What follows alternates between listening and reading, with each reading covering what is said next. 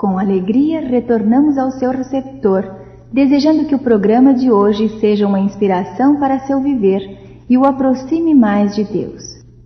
A palestra de hoje está a cargo de Roberto Conrad Filho. Seu tema, a intervenção de Deus na história. O livro de Daniel bem pode ser chamado de um manual de história e profecia, porque em seus 12 capítulos Deus revelou ao profeta a história de nosso mundo desde os dias de Babilônia até o fim do tempo, quando ele vai intervir nos negócios dos homens. Daniel foi levado cativo para a Babilônia em 605 a.C., com 18 anos de idade. Lá na corte caldeia desenvolveu-se a ponto de ser um dos corregentes do maior império mundial. E Deus premiou sua fidelidade, dando-lhe revelações do que aconteceria a partir de então e até ao fim. Daniel permaneceu na corte desde 605 a.C. até o 3º ano de Ciro, já no tempo da Medo-Pérsia. Ele profetizou durante 70 anos e o relato de sua vida vai dos 18 aos 90 anos. 4 cadeias ou linhas proféticas são apresentadas neste livro, revelando progressivamente e com mais detalhes o desenrolar da história do mundo e das nações. A palestra de hoje nos ajudará a termos mais confiança na palavra profética, porque a história secular comprova cabalmente a veracidade de suas predições. Disse famoso comentarista bíblico: tudo o que a profecia predisse como devendo acontecer, até a presente época tem se traçado nas páginas da história, e podemos estar certos de que tudo o que ainda deve vir se cumprirá em sua ordem. Por isso, temos tanto mais confirmada a palavra profética e fazemos bem em atendê-la, como a uma candeia que brilha em lugar tenebroso, até que o dia clareie e a estrela da alva nasça em nossos corações. 2 São Pedro 1, 19. Vamos considerar a visão que Daniel teve no ano de 541 a.C. e que está relatada no capítulo 7 de seu livro. O profeta nos conta que nas visões que teve à noite, observou e viu os 4 ventos do céu agitando o mar grande, e 4 animais grandes e diferentes uns dos outros subiam do mar. É necessário explicar que em profecias Deus empregou muitos símbolos para esclarecer e revelar a verdade. Devemos procurar entender o que esses símbolos representam para descobrir a plena revelação de Deus. Que representavam esses 4 animais grandes de Daniel 7? O versículo 17 explica: estes grandes animais, que são 4, são 4 reis ou reinos que se levantarão da terra. No verso 23 lemos: o 4º animal será o 4º reino da terra. Os grandes reinos que têm governado o mundo foram apresentados ao profeta Daniel como feras rapinantes que surgiam quando os 4 ventos do céu combatiam no mar grande. Um anjo explicou que mar ou águas representam povos e multidões e nações e línguas. Apocalipse 17:15. Ventos são símbolos de contendas. Os 4 ventos do céu representam as terríveis cenas de conquistas e revolução pelas quais os reinos têm atingido o poder.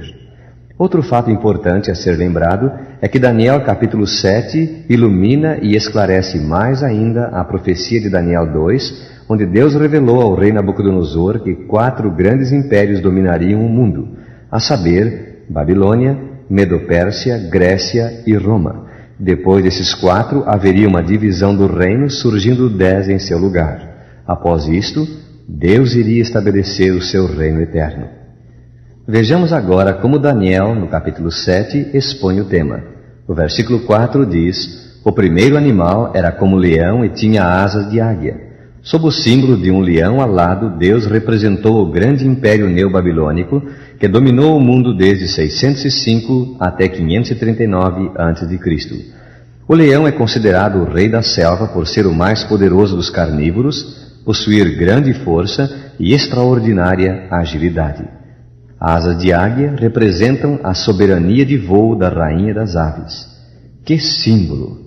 Um leão com asas de águia, segundo a mitologia antiga, designava um animal invencível. Assim foi Babilônia nos dias de Nabucodonosor, o maior e o mais poderoso dos 4 grandes impérios universais. A propósito, escavações arqueológicas na Caldeia trouxeram à luz muitas figuras de leões com asas, comprovando assim o simbolismo bíblico empregado. Mas Babilônia deveria passar. Ela não deveria durar para sempre. Diz o profeta: continuei olhando e eis aqui o segundo animal, semelhante a um urso, o qual se levantou sobre um dos seus lados.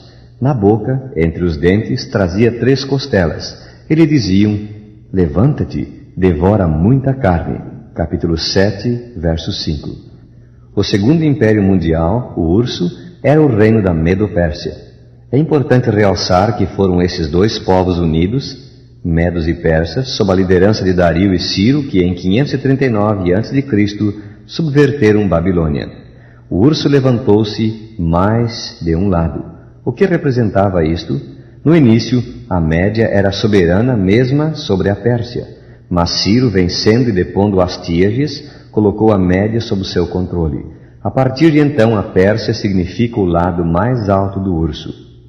Este urso tinha 3 costelas na sua boca. Elas representam, sem dúvida, as 3 províncias submetidas à Medo-Pérsia: a Lídia em 546, Babilônia em 539 e o Egito em 525, todos antes de Cristo.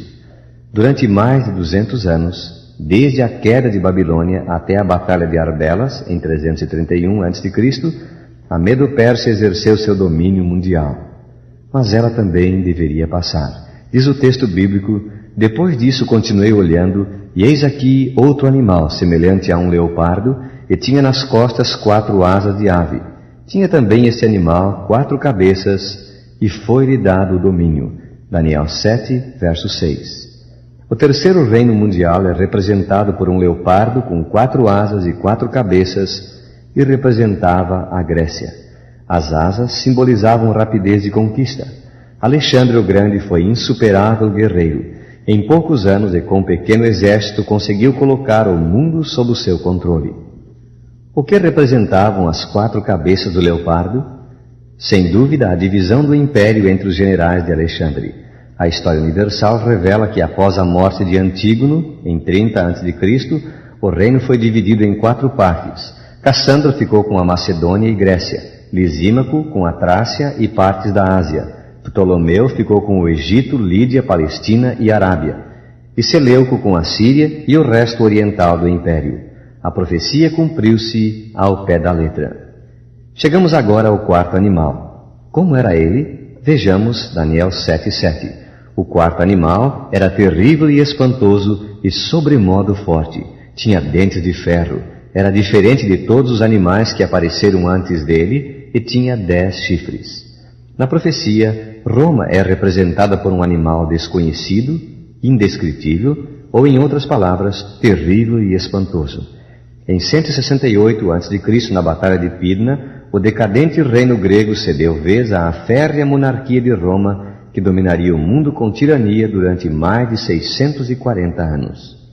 Este animal tinha 10 chifres.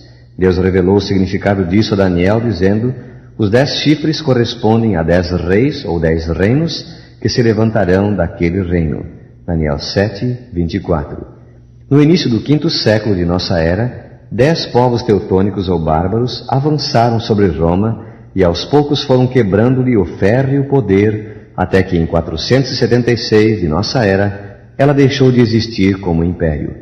Os 10 reinos invasores, alamanos, borguinhões, francos, érulos, lombardos, ostrogodos, saxões, suevos, vândalos e visigodos, formam ainda hoje as nações da Europa Ocidental como Alemanha, França, Itália, Portugal, Espanha e Inglaterra. Após os 10 reinos, Daniel viu o desenvolvimento da ponta pequena que lutaria contra os santos e os destruiria. Então Deus revelou ao profeta que foram postos uns tronos, assentou-se o tribunal e abriram-se os livros. E eis que vinha com as nuvens do céu, um como o Filho do Homem.